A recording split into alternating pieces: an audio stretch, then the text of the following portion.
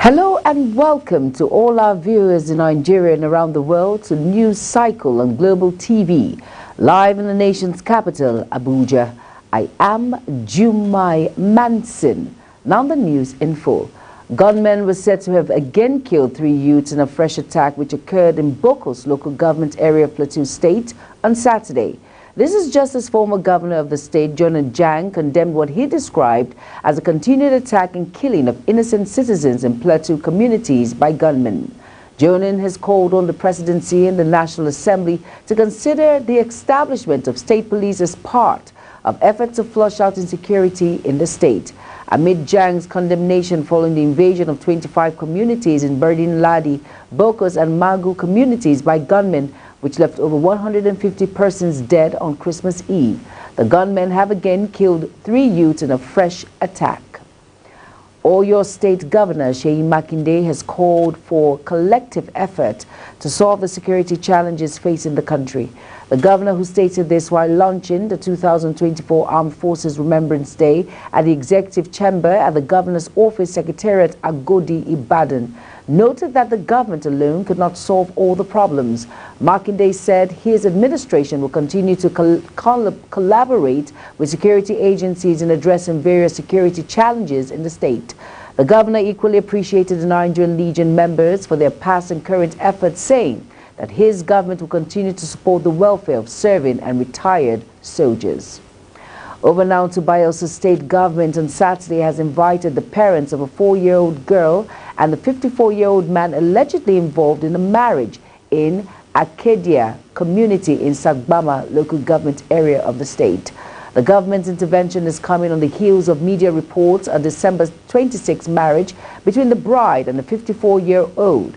The statement is jointly signed by Dr. Dise Ogbese Godi, Chairman, Gender Response Initiative Team, GRIT Bayelsa, and Pennybear Jacob, Director of Child Development in the Ministry of Women Affairs, Children and Social Development.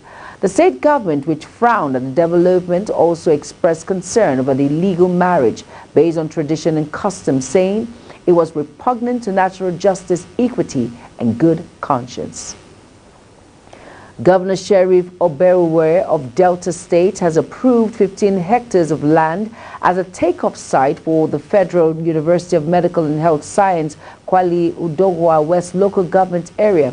Oberwe, who stated this when he received leaders and stakeholders of the Ndokwa Nation at Government House, Asaba, said the university would open up more development in Kwale and its environs. The governor noted that because he was focused on the development of all parts of the state, he had deliberately avoided citing any project in his Osibi community. He thanked the Ndokwe and Amama Nation for their support for his administration and during his mother-in-law's funeral, assuring that he would continue to provide equitable leadership for all Deltians. The governor of Lagos State, Babajide Sanwo-Olu, on his recommendation of the Advisory Council of the Prerogative of Mercy, has approved the release of 246 inmates from various correctional facilities across the state.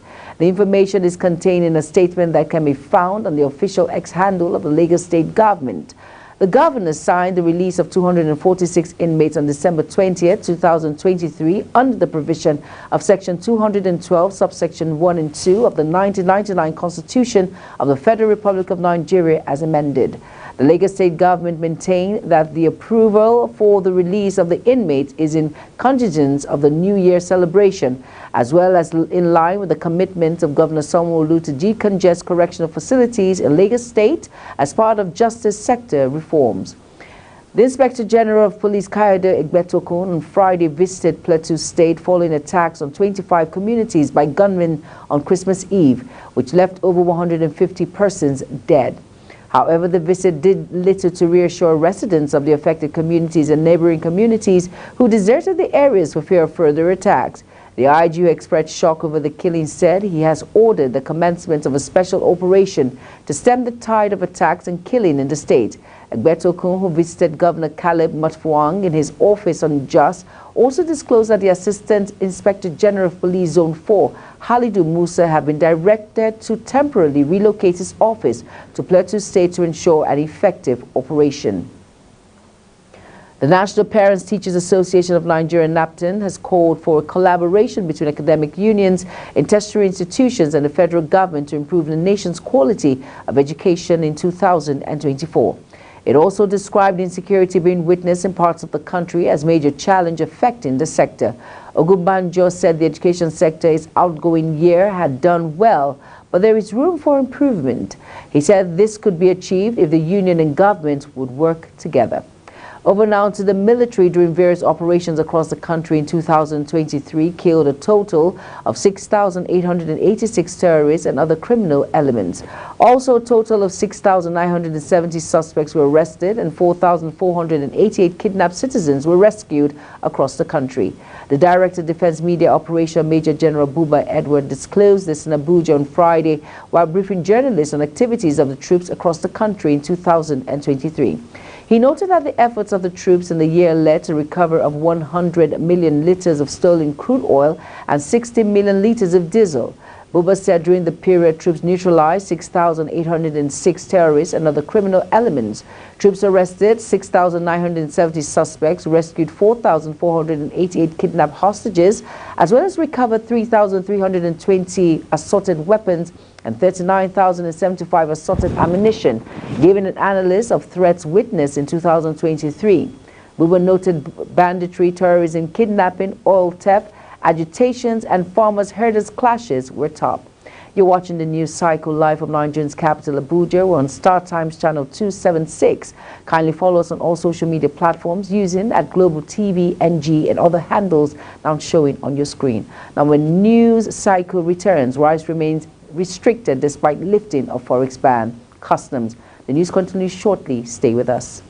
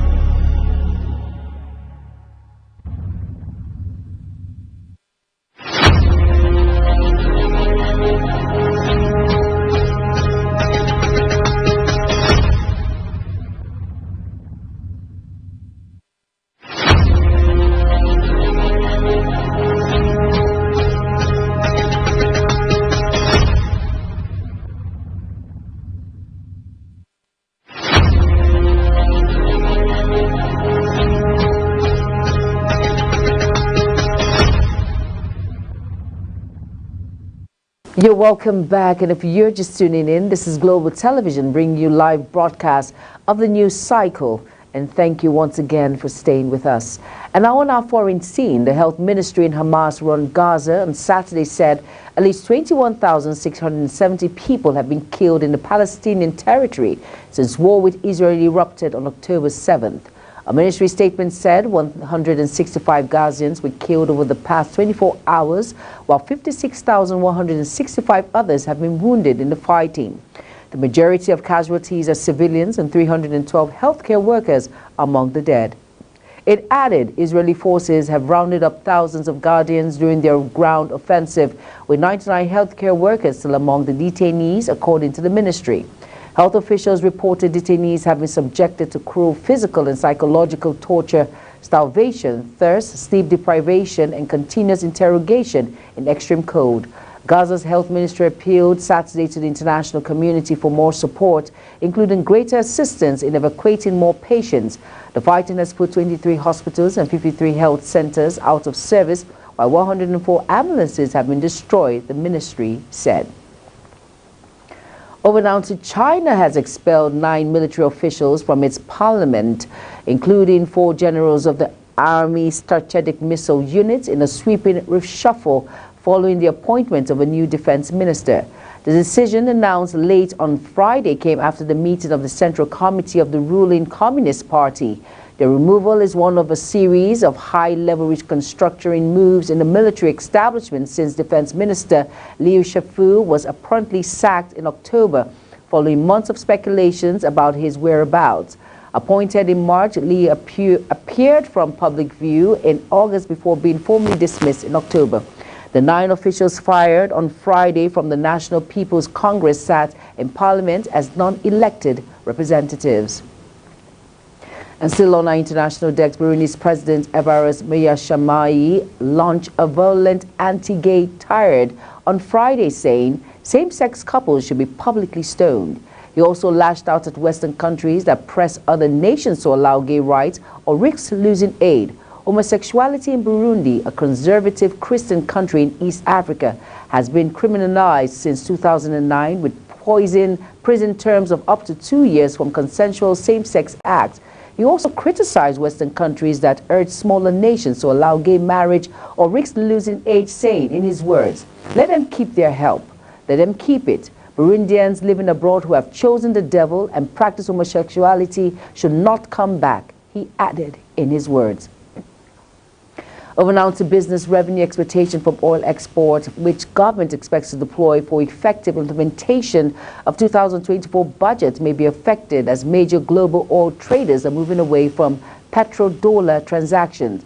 In the 2024 budget proposal, the federal government has considered conservative oil price benchmark of $77.96 per barrel and a daily oil production estimate of 1.78 million barrels per day after careful review of the global oil market trends. And that a naira to US dollar exchange rate of 750 naira per US dollar was adopted for 2024 as well. However, report shows that a fifth of global oil trade this year was settled in currencies different from the US dollar as countries such as Russia and China move away from the petrodollar. Nigeria is pushing to reach and exceed the 2024 crude oil production budget target of 1.7 million barrels per day. Minister of State for Petroleum Resources Oil Hanaki Lapobiri said the country can boost crude oil production to 2 million per day. Over now, the federal government on Friday received $2.25 billion foreign exchange support facility from the African Import-Export Bank. The Minister of Finance, Wale Adun, said it is the first tranche of the $3.3 billion facility from the bank. He noted that the loan was aimed at resolving the acute FX shortage that has hampered the economy. Adun stated that work has commenced for solutions to Nigeria's economy challenges. In August, Nigeria National Petroleum Company Limited announced that it had secured a $3 billion emergency loan from the African Bank to stabilize the country's volatile foreign exchange market. According to report, the balance of $1.05 billion will be received in the first week of January. Despite the skyrocketing cost of rice and the recent halt on the ban of foreign exchange for its imports, and crop is still a restricted commodity. The Nigerian Customs Service has declared rice, a staple food widely consumed in Nigeria, has been rising in price despite its production locally. The commodity now sells for between 55,000 naira and 60,000 naira for a 50 kg bag, depending on the area of purchase. Its price was around 30,000 naira for the same 50 kg bag about a year ago. But the course has maintained a northward drive despite the local production of rice and the recent lifting of the ban on forex for the importation of rice into Nigeria.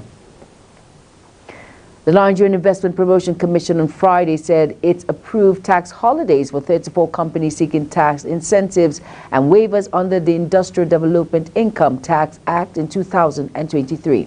This was disclosed by the head of Incentive Administration, Lavina Kayode, during an end-of-the-year press briefing organized by the Commission in Abuja.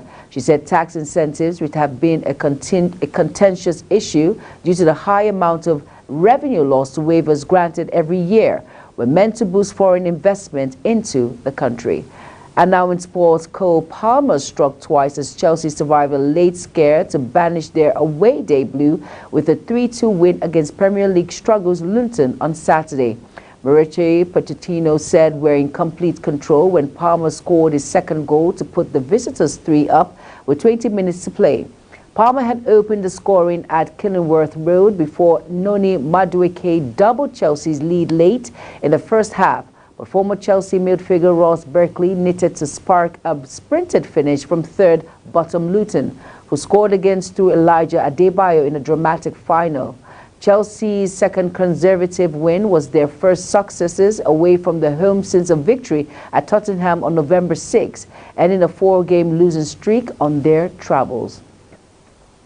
And still on sports, Real Madrid manager Carlo Ancelotti has signed a new deal with the club, which will run until June 2026.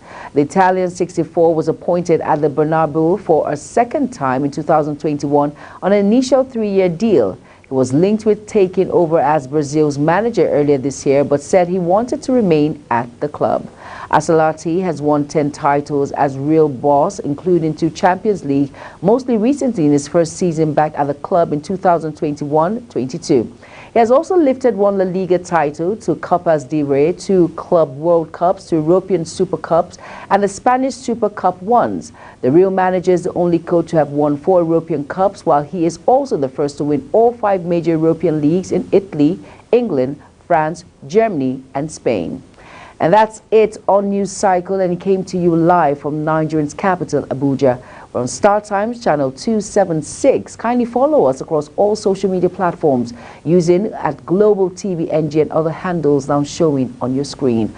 I am Jumai Manson. Thank you for watching. See you again.